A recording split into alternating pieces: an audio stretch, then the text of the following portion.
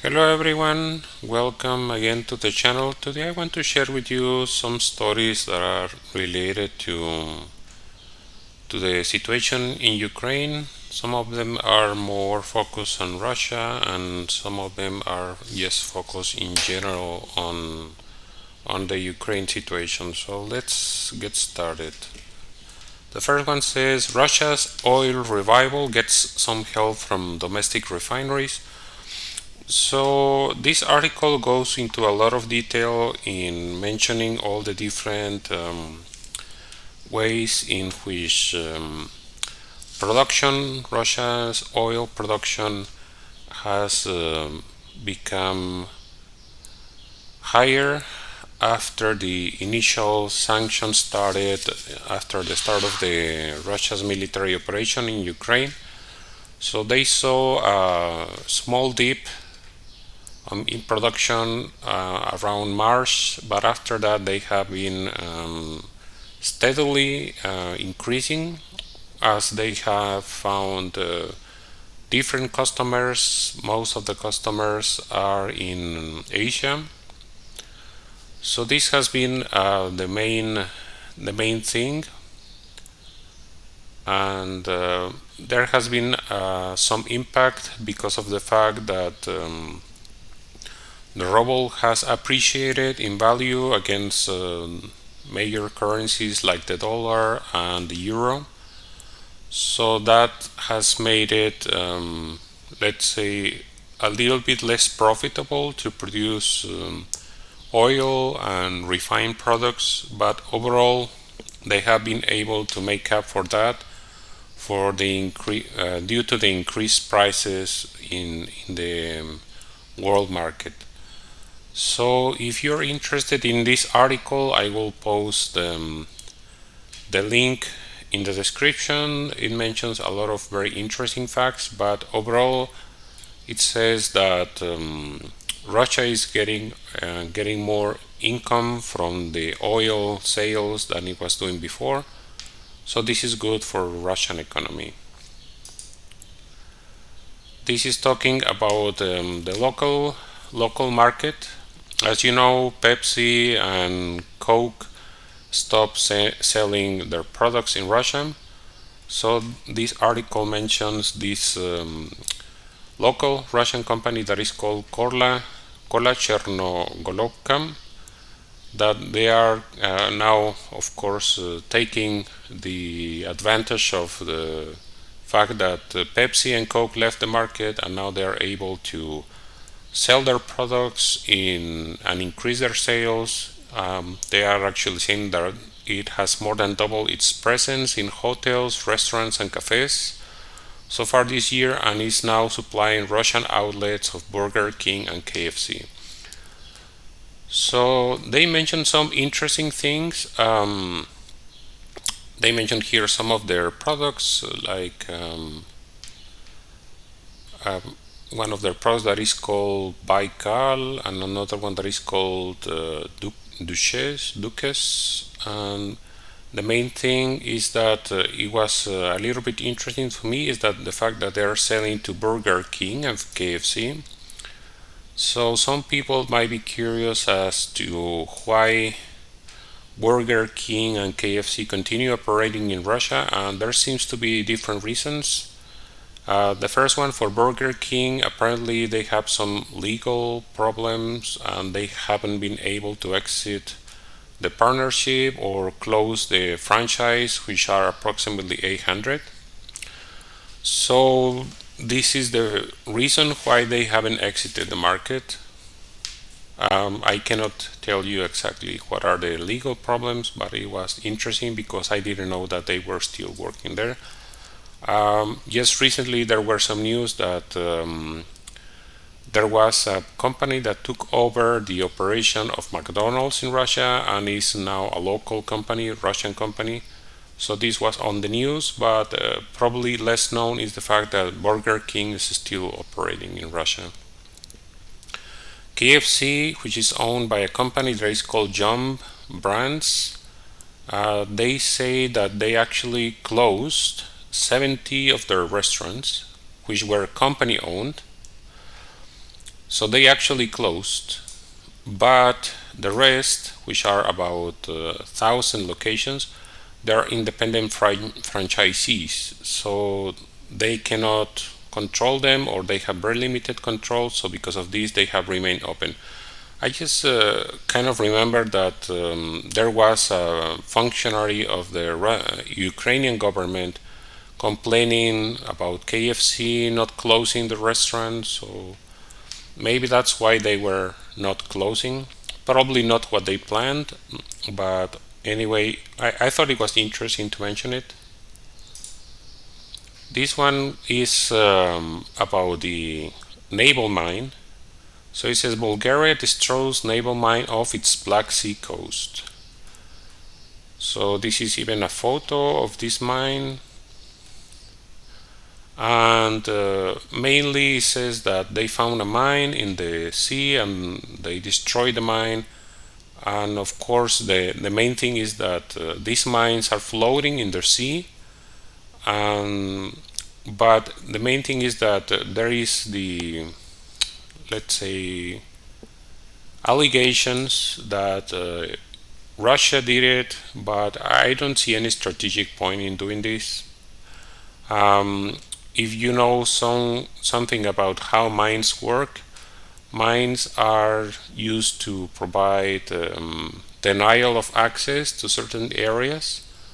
So I don't see the point of Russia trying to deny access to the Black Sea because they have naval superiority.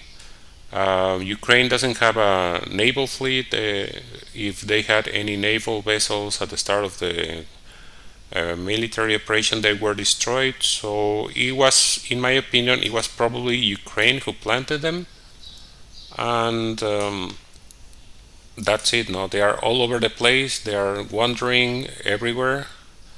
There has been reports of Turkey destroying some of them. Now we see this report also from Bulgaria. This is an interesting article from AP, and it's talking about the different countries in the European Union, how they are having very high inflation rates. And I'm going to mention some of the things they say and how they really don't make much sense. So first they start saying inflation in countries using the euro set another eye-watering record, pushed higher by a huge increase in energy costs, fueled partly by Russia's war in Ukraine. So this is where all the propaganda and the lies start. This wasn't fueled by Russia's war in Ukraine. Russia's war in Ukraine had nothing to do with energy cost. The inflation started because they started imposing sanctions on the oil industry of Russia, and this created the side effect of energy costs going higher. So in a way, they created this problem for themselves and for everyone else around the world. This is not only affecting Europe. There's high prices everywhere in the world. For example, annual inflation in Eurozone, 19 countries had around 8.56% in June.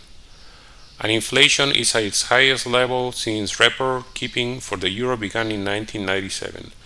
Just look at this. Energy prices rocketed 41.9%, and prices for food, alcohol, and tobacco were up 8.9%. So very high, especially for energy. So I am guessing that all these prices in energy, they have not been passed on to the consumer. So that's why we see this difference between the energy prices going up almost 42% and prices for food going only almost 9%. And then they say that there is a connection with COVID because the demand for energy has risen after COVID kind of fade down. It didn't fade down, actually. It stays the same level. It just fade down from the attention of the public and probably of authorities COVID pandemic didn't change anything. The numbers are still the same. They just don't pay attention to it anymore. And then they say this thing again: Russia's invasion of Ukraine made things worse. Nothing to do with it. The reaction of the European Union, the sanctions created this. The invasion of Ukraine had nothing to do with this on its own. And then they agree here in exactly what I'm telling you. They say European Union leaders agreed to ban most Russian oil imports by the year's end, driving a price spike. So this is what really happened. It was not the military operation on its own that caused this. It was the reaction. It was their financial attack on Russia that triggered all these things. Adding to financial pain for people on businesses as utility bills and prices at the pump soar. So they're hurting their economies. They're hurting people, especially poor people. And then they mentioned this here, which is also very, very, I don't know, insincere, very false. They say Russia also reduced their deliveries on natural gas use to power industry and generate electricity last month to several EU countries like Germany, Italy, and Austria, on top of cutting off gas to France, Poland, Bulgaria, and others. They say like if it was Russia being aggressive, they just refuse to pay. But they're not saying it. Refuse to pay, and the company says, okay, we're not going to continue giving you service because you didn't pay. That's all. The oil embargo and gas supply squeeze that unfolded over the month of June have caused energy prices to soar. Rising consumer prices are a problem worldwide. Exactly what I was telling you. Inclusive the US and Britain, they're saying 40-year highs. So that is significant for everyone. And then there was this very interesting statement from this person that is called President Christine Lagarde, which is bank president.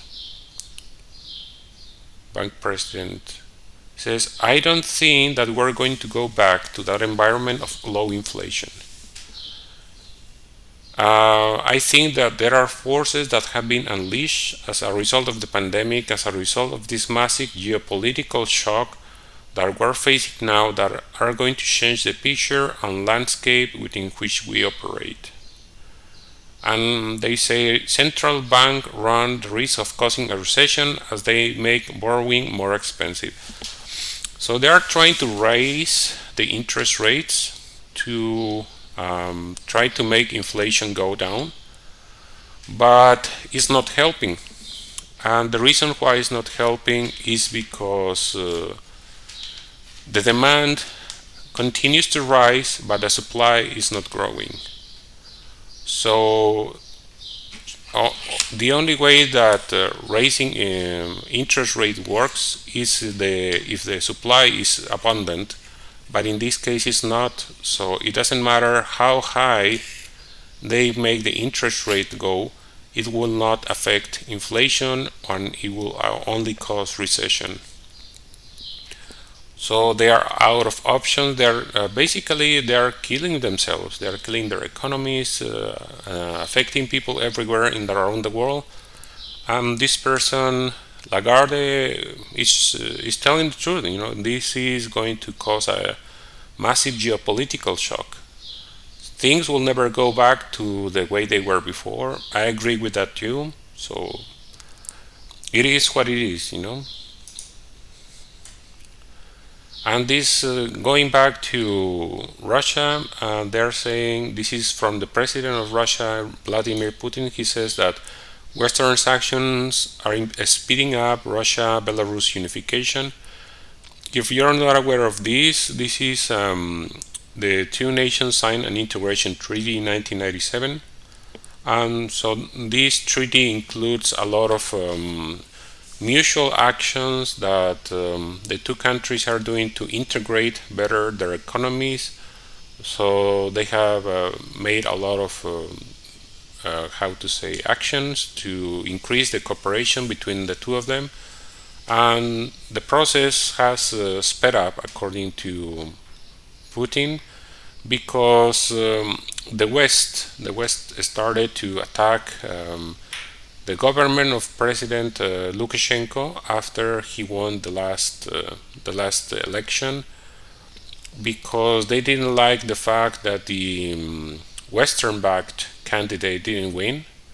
So then they started creating sanctions against Belarus for no good reason, really. Yes, because they didn't like the results, they started to create sanctions in Belarus. And now, after the Russian military operation started, they started to pushing even further and make, I think, the same sanctions that are being imposed on Russia are being imposed on Belarus. So at the end, it seems like Lukashenko and Putin decided to make this go a little bit faster. And the result of this agreement, according to what they say here, this agreement is called Union State. And Russia and Belarus will remain separate sovereign states, but people living in each country will get citizenship for the other and will be able to travel freely. Probably the only last part that is still not there is the citizenship part, but so far the level of integration between Belarus and Russia is very high. There are not even border control, border checkpoints, so they are basically able to travel completely freely between the two countries, and that is a good thing, I think, in my opinion. This is an article from Al Jazeera, and they say some interesting things. I usually don't like the articles from Al Jazeera because they seem to be very full of propaganda. They are just completely 100% in favor of Ukraine. It doesn't matter if Ukraine is doing something good or bad. They're always saying that Ukraine is doing the right thing and defending everything they're doing, instead of just trying to be more objective, more just reporting things instead of trying to make their own interpretation. They say this here. They say Russia uses old Soviet era missiles to strike Ukraine, and they say Russia is using inaccurate missiles from old Soviet stocks for the bulk of its strike in Ukraine, which have recently doubled, a Ukrainian army general said. And they put here a photo with some Uragan missiles, which are some kind of Russian missiles. And he says this: Russia is using inaccurate missiles from old Soviet stocks for more than 50% of its strikes in Ukraine, and the rate of the strikes have more than doubled in the last 2 weeks, a brigadier general in Ukraine's armed forces said. So this general is Oleksiy Khromov, and he told a news conference on Thursday that Russia was trying to hit military and critical infrastructure, but that the use of old Soviet-era missiles that are less accurate was leading to significant loss of civilian life. So at least someone is being honest. I think this general is telling the truth, and this has been reported by some other media. But as soon as someone says something of this sort, they immediately start, to criticize it and say that they are pro-Russian. Well, this is a Ukrainian general saying what a lot of media, alternative media, has been reporting: the fact that Russia is trying to be very measured in their attacks, and they are trying to hit military and critical infrastructure mainly. And of course there is collateral damage, because they mentioned here the fact that these missiles are less accurate. I cannot say anything about it because I don't know the technology specifics or which missiles are being fired specifically in every strike. Probably someone on the ground will be able to do this assessment. But I thought it was interesting the fact that they say that, number one, he recognizes that the Russian army is trying to hit military targets, maybe critical infrastructure. And he also mentioned that they are ratcheting up, the use of missiles. It was 120 missiles for the first half of the month of June and 200 missiles for the second half of June. So in total, in the month, they fire around 300 missiles. So there is this allegation that the Russian army is running out of missiles. I don't see them running out of missiles anytime soon, but people continue hoping that this is the way the war will stop. When Russia runs out of ammunition, runs out of missiles. I don't see that like a very good strategy for any war, and so that's what it is saying. No? And they say something else from this general. They say the enemy's target remain military facilities, critical infrastructure, and industry transport networks. So that's what they're saying. They mentioned some other things about different missiles. So I just wanted to mention this because I thought it was interesting and, in my opinion, more honest. But this kind of news you will not see in the main news. This is another missile attack. This is coming from this Australian website that is called news.com.au. They say Ukraine says Russian missiles killed 21 near Odessa. And this article is a little bit strange because it brings like different stories all together, mashed up. They talk about these missiles that apparently fell in a Ukrainian apartment building and in a recreation center. I don't know anything. This is the first time I see this news. This is actually from July 2nd, so from today. I haven't seen any more information about it. But what I found was this is from the Russian Defense Ministry. This is from yesterday, July 1st, 2022. Let me zoom up here a little bit here, zoom in. They say that they were striking a radar designed for detecting air targets near Katranka in Odessa region. So maybe this is the attack that they're referring to. I don't see Odessa anywhere else mentioned here. So maybe that was the attack. So if that was the case, then there was a radar here somewhere. That could probably be some collateral damage. I cannot tell if it is that the case or not. There mentioned some other things. Let's see. See, they say here, the cruel manner in which the Russian aggressor takes the deaths of civilians on its stride and is again speaking of collateral damages is inhumane and cynical. I already talked about this, in my opinion, about the war. I think that the solution for this conflict is peace talks. So the day that the Ukrainian state decides to sue for peace, this will stop happening. Unfortunately, war always gets this behavior that innocent people gets killed. And I'm not saying it's something positive. It's actually something horrible. It's a tragedy for every person that is dying. So I think the solution is peace, not more weapons, in my opinion. And they just recently talked about this, which was also, in my opinion, a little bit funny if you think about it. This is a strange story. They say in a decision that immediately inflamed tensions between Kiev and Moscow, the United Nations Cultural Agency inscribed Ukraine's tradition of cooking borscht soup on its list of endangered cultural heritage. Ukraine considers the nourishing soup, usually made with beetroot, as a national dish, although it is widely consumed in Russia, other ex-Soviet countries, and Poland.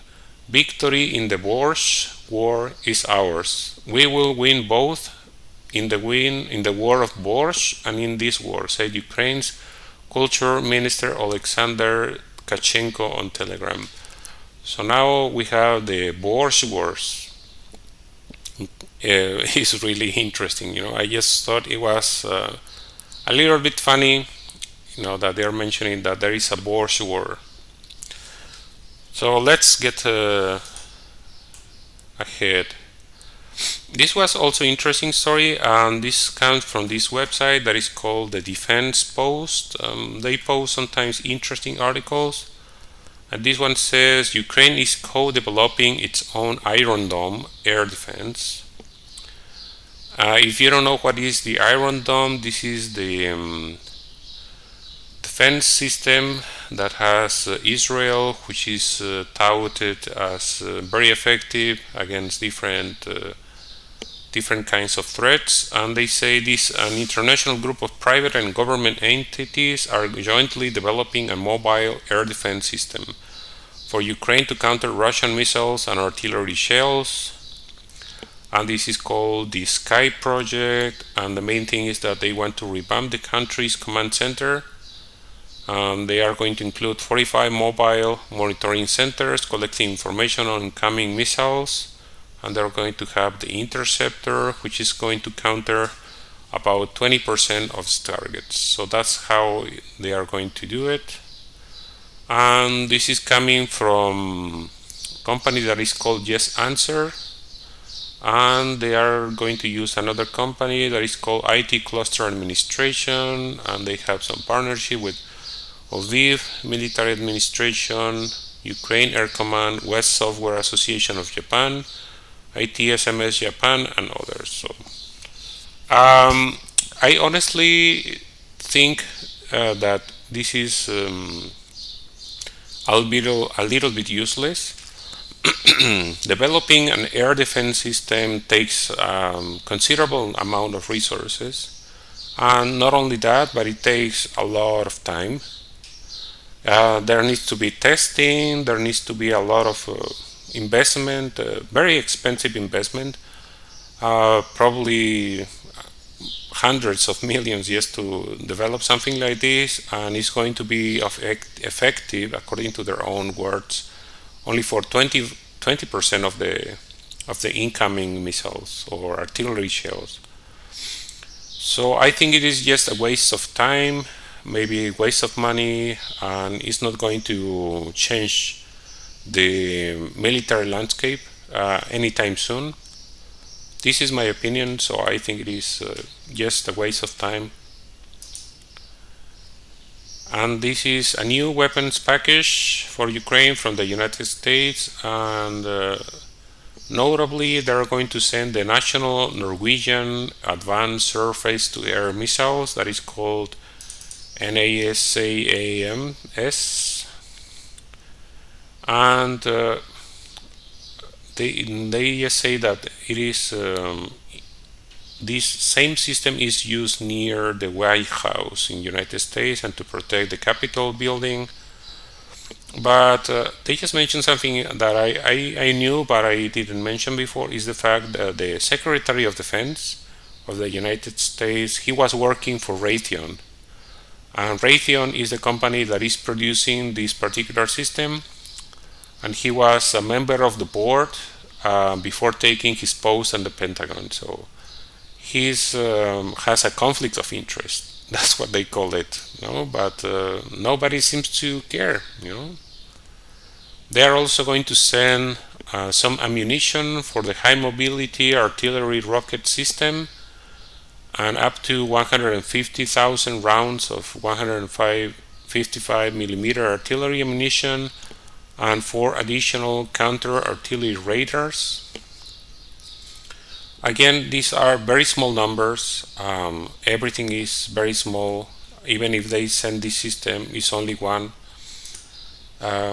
It's not going to make a change. The Russian military has already destroyed several air defense systems, so they will also destroy it. And even if they use it, it will have some very limited range. So it's not going to change anything in the big context of the world, you know. I think this system has about 100 kilometer range. Yeah, here. This is the NASAMS air defense system. And they even mention it here. Some part. Wait. Yeah, it says the radar and launcher can be deployed over large areas separated by more than 20 kilometers. So they have a very limited range. It's not even very big, I think.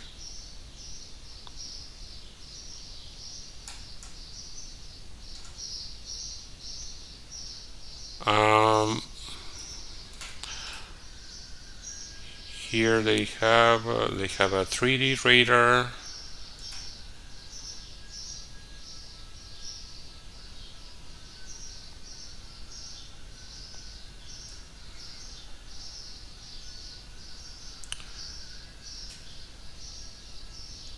Okay, so they mentioned here something about the range. I don't know if it is right here or in other article, but what I wanted to mention here is the fact that this system is network centric. So what it means network centric, it means that it needs to be an integrated system nationwide for these to be communicating with each other, for this kind of system to be effective. So right now Ukraine doesn't have any radar system, and if they had any, they were destroyed, and they continue to be destroyed, like you said in the recent article I mentioned, where they destroyed a radar system near Odessa, and they continue to destroy all these systems all over Ukraine. So in my opinion, it's useless to send an air defense system that is going to depend on some kind of network when there is no network in Ukraine. There is no network of radar, so I don't see how is this going to be used for effectively to protect Ukraine in any particular way. So they are saying also that Norway is going to send rocket launchers to Ukraine. And just pay attention here. It says Norway will send 3 multiple launch rocket systems to Ukraine. Only 3.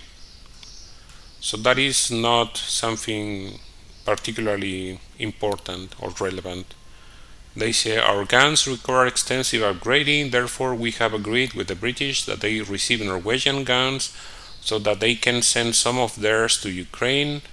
The minister said, hailing good cooperation between allies, Norway will send also 5,000 additional grenades to Ukraine in addition to the 5,000 they already sent. So again, not enough.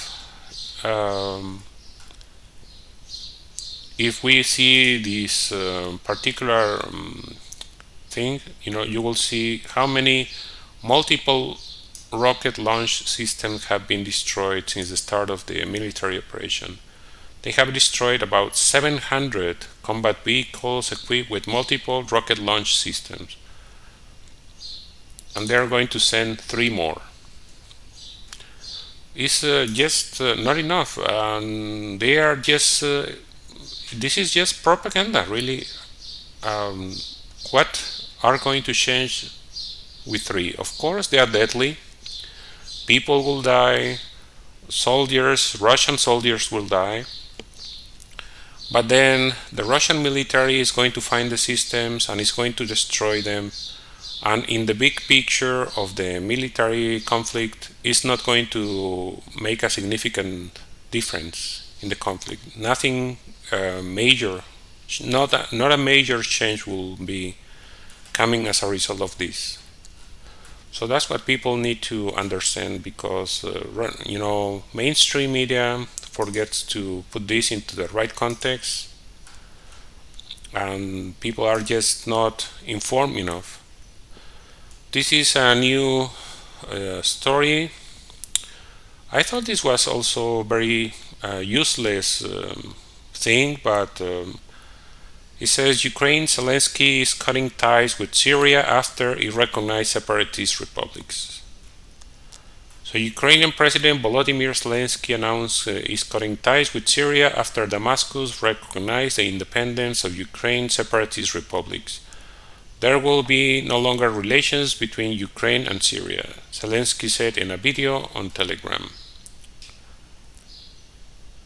So they say Syria has decided to recognize the independence and sovereignty of both the Lugansk People's Republic and the Donetsk People's Republic. We will communicate with both countries to agree on frameworks for strengthening relations, including establishing diplomatic relations in accordance with established rules. So that's it. I don't know, it's just out of anger that this kind of reaction comes from Mr. Zelensky, so I don't know exactly what he's going to accomplish. It's just a diplomatic measure. And in another diplomatic story, Russian envoy to Bulgaria is asking Russia to shut down the embassy, because they say that recently Bulgaria expelled 70 Russian diplomats from the embassy because they were saying that they were spying or something like this. So I always think that diplomacy needs to stay open, so I don't think it's something positive that they are talking about closing the embassy, because if they close the Russian embassy in Bulgaria, then Bulgaria will also close their embassy in Russia. So diplomacy suffers, people suffer. It's always to keep diplomacy open. That's my opinion. Anyway, as always, I am telling you that the solution for this is peace, not more weapon. Is peace, not more war. As always, I ask you to let me know what is your opinion in the comment section. Please like the video, share it in social media, and subscribe to the channel. I hope to see you again very soon. Thank you for watching.